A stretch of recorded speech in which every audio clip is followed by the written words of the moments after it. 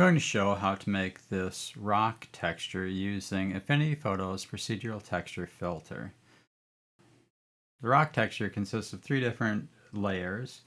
One of the layers is you can see it where this pointy part is here and here, this indentation over here and over here. I'm going to use that, just sort of angular chunks. On top of that, I've got this sort of smooth, low frequency flowing pattern that I'm going to use to make it look sort of like sedimentary layers or chunks of rock broken off. And then on top of everything, I have a small little grainy structure added on top of everything else. After I have the 3 layers built up, then I can add a lighting effect. So on top of that is a lighting effect. I'm going to show how to do that and go over that today. And then I'm going to also show how I made this text effect on top of the rocks.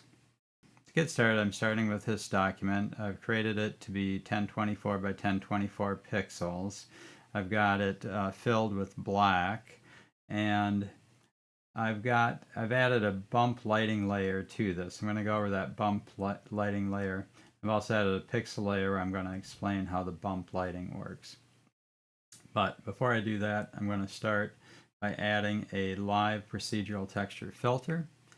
I'll start with my coordinate vector, var, v equals vec2 of rx comma ry times a divided by W. I could divide by H here, and if I have a really wide drawing, like when I want to make a background for my dual monitor system, it makes more sense to divide by H. But in this case, I'll just divide by W. For my chunky rock bits, I'm going to start with a cell noise. So I'm going to base it off the cell noise function.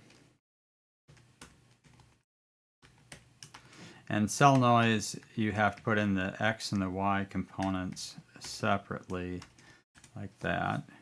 And then I'll assign it to all 3 channels and bring up the scale a little bit. So there's my basic cell noise. Now it doesn't look particularly rock-like. I could take 1 minus this, and it looks a little bumpier, but they're sort of rounded, and I want it to be sort of jagged rock. So instead of that, I'm going to use the cellnoisedist, dist, like that. That gives me the jagged rock look I like. This pattern is very uniform, and I want something that, in some cases I want the rocks to come out, and sometimes I want them to go in. And in order to accomplish that, I'm going to multiply this by noise of V. That makes it, brighter and darker. To get it to go in and out, I'm going to change this to a harmonic noise. And then I also want to change the scale of the noise independently. So I'm going to add an extra variable. I'll just call it noise scale. And it will be, I'll just bring it up to 2. And I'll multiply this times B. Now when I do that, I notice in some cases I'm getting these perpendicular, I'm getting vertical and horizontal lines. So this is sort of a linear interpolation. I really want the cubic interpolation. Those horizontal and vertical lines are going to be really noticeable in the final texture, and I don't want that. So I'm going to change that to a cubic. And right now it looks sort of weird because it's mostly black. So I'm going to add 0.5 temporarily so you can sort of see what it looks like. So that's what my basic rock structure is going to look like. It doesn't look very rock-like yet, but I'm starting with that structure. And you can see some cases it's going in, some cases it's going out. Now another thing I want to do is I want to be able to add some, these edges are all really straight, and I want them to vary quite a bit. So to add a variation to those, I'm going to add some directional noise to them. So I'm going to add dir v to this. And if I just do like that, but I need to be able to scale it by a factor, I'm going to call it T for turbulence.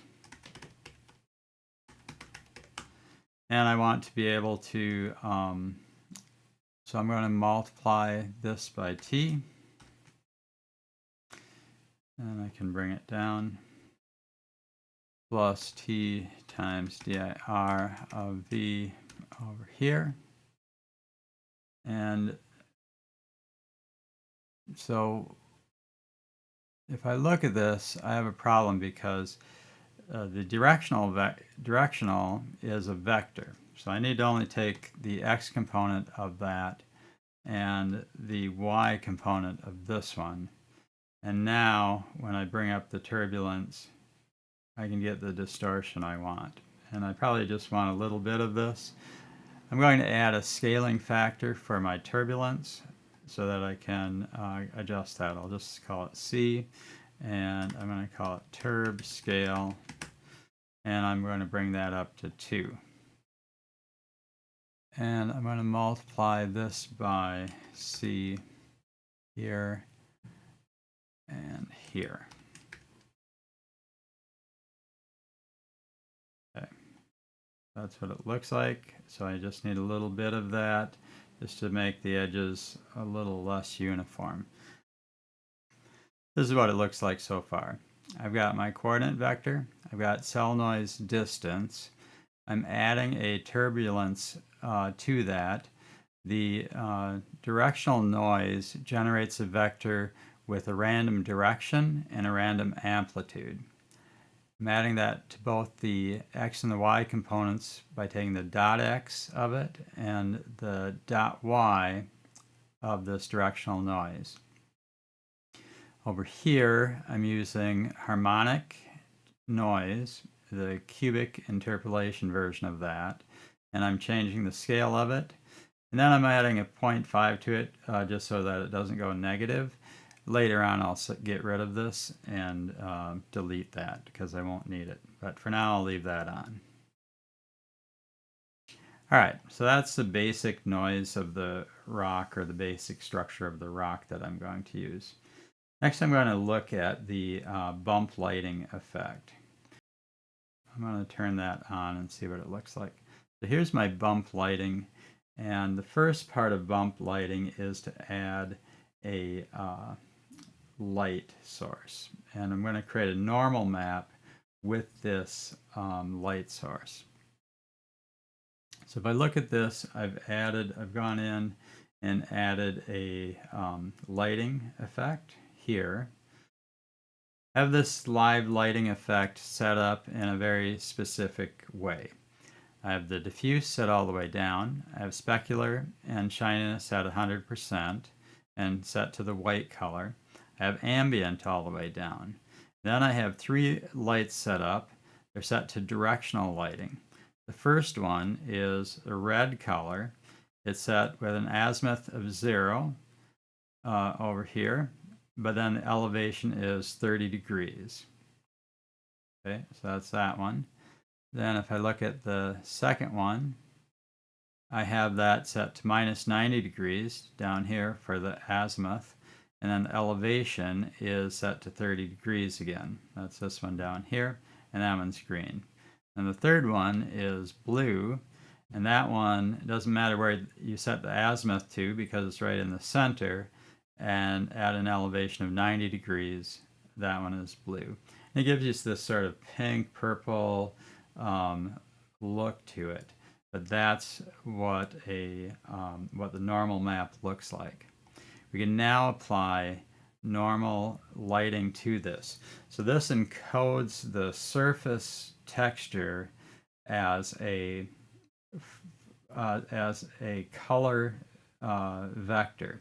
So it has these 3 colors, and those encode the information needed to generate the surface texture lighting effects. the first color is as if you were shining light from the right towards the surface. The second color, light, as if you're shining light from sort of this side, the bottom, towards it. And then the third one is as if you're shining light straight onto the surface. Now you can adjust this with the texture, and usually, it's somewhere between 10 and 20. And if I decrease that, I get less of an effect. I'll just leave that at 15 for now. I may have to adjust that later. Next, I'm going to look at my Phong lighting effect. So to do that, I'm going to look at the formula for this. And so if you have a rough surface, this is the surface, the texture, the roughness of this surface, what it looks like. And then if I take this point on the surface, a normal to that would be a vector that's perpendicular to this surface at that point. So these normals are going to change anywhere you go on the surface.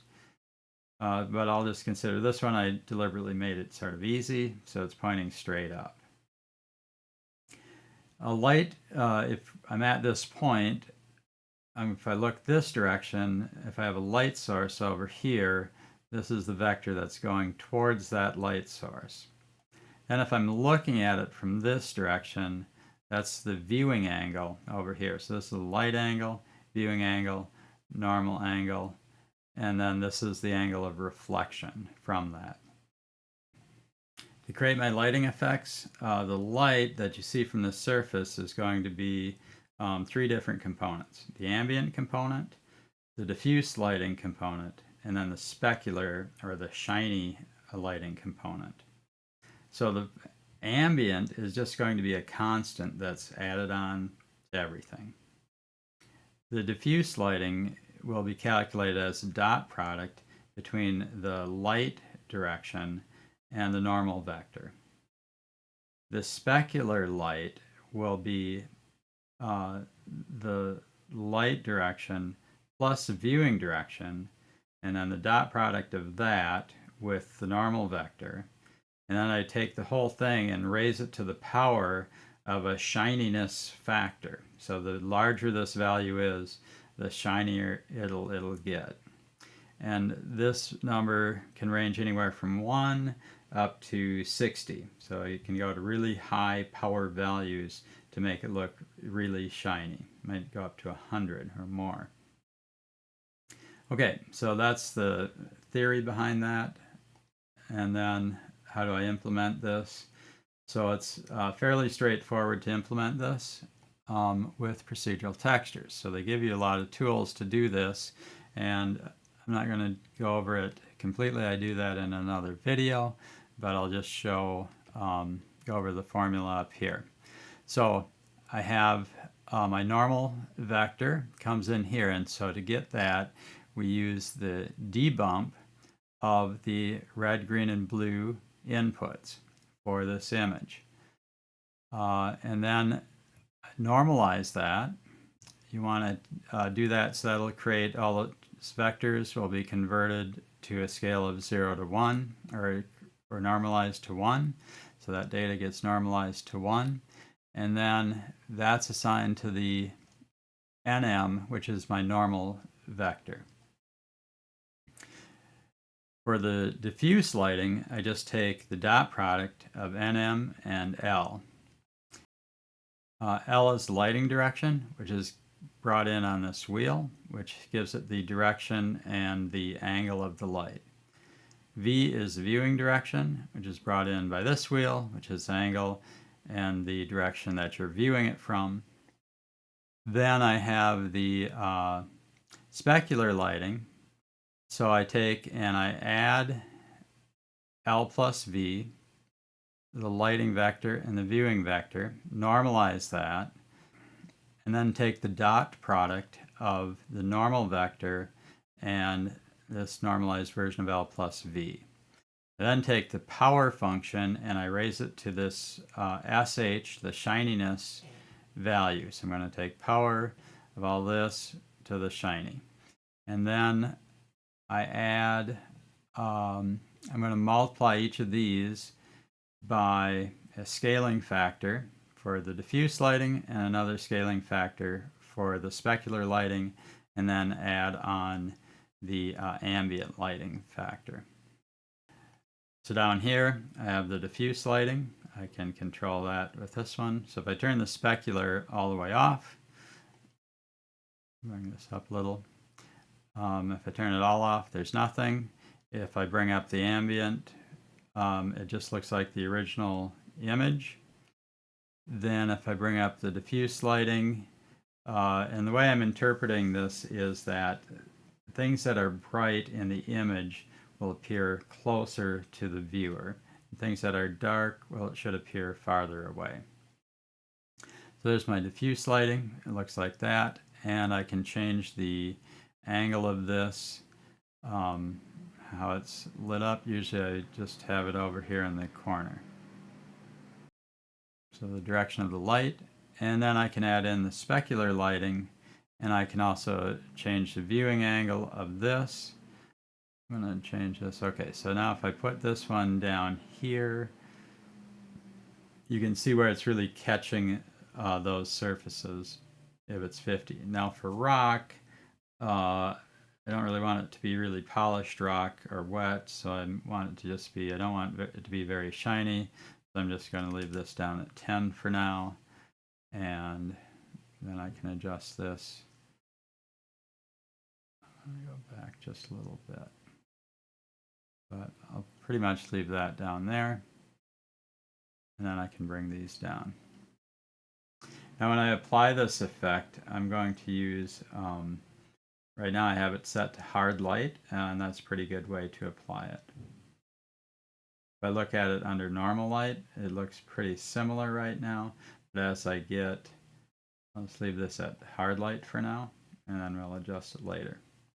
I'm going to leave that lighting effect on because it'll be helpful to see how my noise is coming out.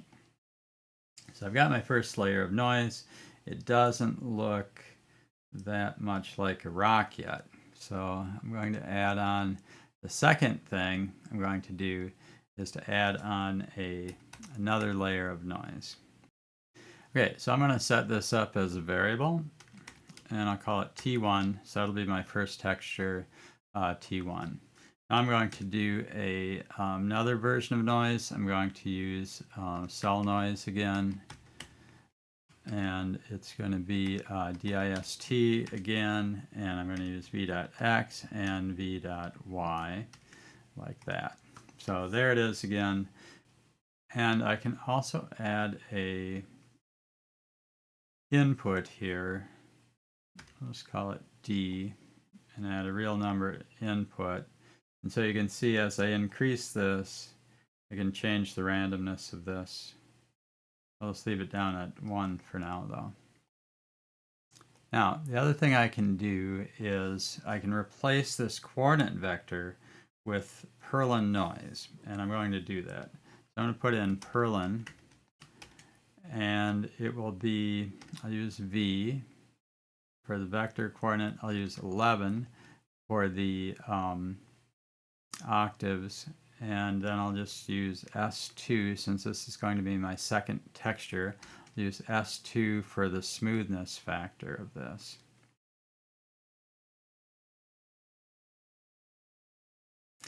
Okay, so that really chops things up a lot. I'm going to, and probably too much.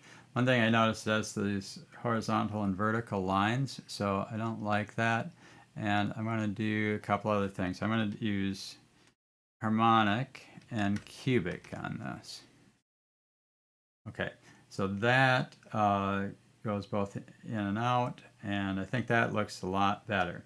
Now this one is going to be very dominant if I don't do anything about it. So I want to make this one a little smaller scale. So I don't want it really this big scale. So I'm going to add a scaling factor for this. Let's call it E. I'm going to divide by E.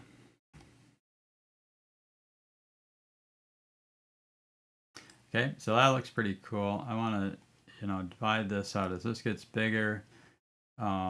I just want these sort of smooth ripples sort of coming in, and it's going to blend with those rocky shapes that I had before. It might also be nice to have this, so like if it's sedimentary rock, maybe it'd be good to have it so it can go in one direction more than the other. So I'm going to add in a couple of values for that. I'm going to put in a dx and a dy, and I'm going to make a scaling vector for this. So this one is the, I'll just make the x a little bigger than the y. I'll put the scaling vector up front here. And then I'm going to multiply by the scaling vector. That'll just give me the option to sort of make it more elongated in one dimension versus the other. I can stretch it out or not. This is what it looks like so far. I've got my scaling vector. It's normalized, dy dx. And then here's the cell noise, which is instead of a coordinate vector, I'm putting in perlinhcubic. And I'm doing dividing by e, multiplying by sv, 11 octaves, and then a smoothness factor. And then d is the number of cells it's going to. I can try changing these and see what effects I get. This one is okay if I just leave it at 1. And then I can adjust these. I just want it to be pretty low frequency, so it's going to come sweeping in here. I can move this around and find a nice place where it's, does something like that. Okay, the last part is to add sort of a fine texture overall. So I'm going to go ahead and make this into a variable, v.y+t2, since it looks like I'm pretty much done with that one for now. So now I have this one set to T1, this one set to T2, and now I can create my third texture. So I'm going to put a semicolon on here and change this to, and just put in perlinhcubic, V11 and S3. So this will be my third texture. And so that looks sort of like that. Now I want to have this at a higher frequency, so I'm going to put in F as my Perlin scale. So I'll multiply my vector, my coordinate vector times F, so I can scale this up. And right now it's going into the black, but later on it won't do that. So, and I want this just to be lots of small noise all over the place. I'll set it up to 10 for now. Okay, now I have my 3 noises. I'm going to set this up as a variable. And I'm just going to add these all together. Times I1 plus T2 times I2 plus T3 times I3. And then I'm going to add an offset to this, so I'll be able to adjust the height of it overall. So I need to add, I'm going to put in -1 to 1 ranges for all of these. So this one is I1, this is I2, this is I3, and this is my offset.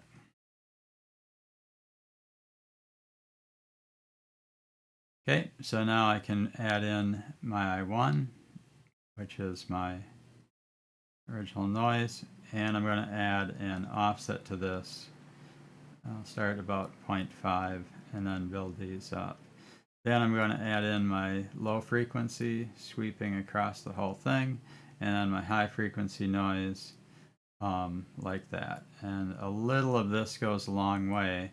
In fact, it's so dominant that I'm actually going to divide my third thing by 10.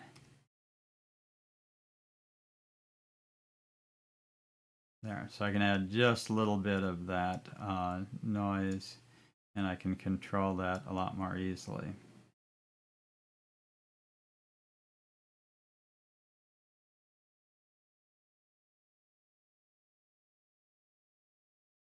Okay, so there's my sort of chunky peaks. Call this my jagged rocks. And then this is the wave that's coming through. And then this is the rough noise, or the low, high frequency roughness, and then this is the offset. Yeah, so I can bring in, if I adjust the smooth, I can bring in a lot more texture on that wave, that low frequency wave noise that comes through. So there's my overall rocky texture. I'm going to just call that good for now. And I'm going to add a gradient map to that. And I'll just start with the default. And I want this gradient map to go from sort of a darker to a lighter. I'm going to start with it pretty much black. Let's make it sort of a very dark brown with hardly any saturation. Okay, and then up here, I want it to be very light, so I'm going to just bring it really high up, not much saturation, and I'll also leave it sort of in the brown range. That'll be a sort of a tan color. And here in the middle, I'll also make that more of a brown and low saturation and a little bit darker. And I can add additional colors to sort of tweak this a little bit, but keep them fairly low saturated, mostly in this sort of brown range.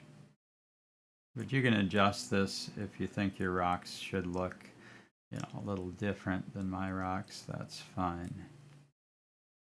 I'm going to try some blue colors. That's good. I just had good luck sticking to these sort of desaturated brown tones. Made it look more rock-like to me. Okay, now that I have that, if I wanted to save this, I could just click Add Preset here, and I could save that to my presets. It'll also save it when you save the file. I'm going to tweak this a little bit to see what it looks like. So I can change the scale like that. I can adjust the, the smoothness. This has sort of a big effect. If I make this like that, it really gives it a lot of emphasis. And now I'm going to do a text effect on this. I'm going to go to the Artistic Text tool. Got this set to the African font. I'm going to type in rock. Now I want to use the displace filter on this. And so when I do that, add live filter, and then I need to load from underneath. Now this, if I have it set to the lighting effect, it really, gives all these little jagged edges. And I don't really want that. So I'm going to turn off my bump lighting for now. And now load from the layers underneath. Now it's a lot smoother. And so I will just add a little bit of a lighting effect, maybe, or of a displace. I'm going to add a little bit of a displace, about 20 should be good. So that's that. Now I can turn my bump lighting back on. It doesn't affect it. All right. I'm going to turn this off for now, and I'm going to do a layer and merge visible. So now I've got my visible layer, and I can add this text on top of that as a mask. Now right now, let's see, I need to turn this on, and right now you can't see it, but I'm going to change this from normal to screen. That's just sort of a subtle lighting effect on top of the rock, but now I'm going to add a effect onto that and add a outer shadow to this. And that'll allow me to have a lot more lighting effect. I'm going to make this quite dark and quite large like that, and maybe a little, I'm going to make it even darker with that. Okay, so I've got my rock, I've got my lighting effect, And this rock is pretty flexible. You can add, make it look, add quite a bit of variety to it. But here I've got some cracks going on. I've got some chunks of rock there. And then I can add some interesting text effects to it. Okay, that's everything I've got. Let me know if you have any comments or questions, and thanks for watching.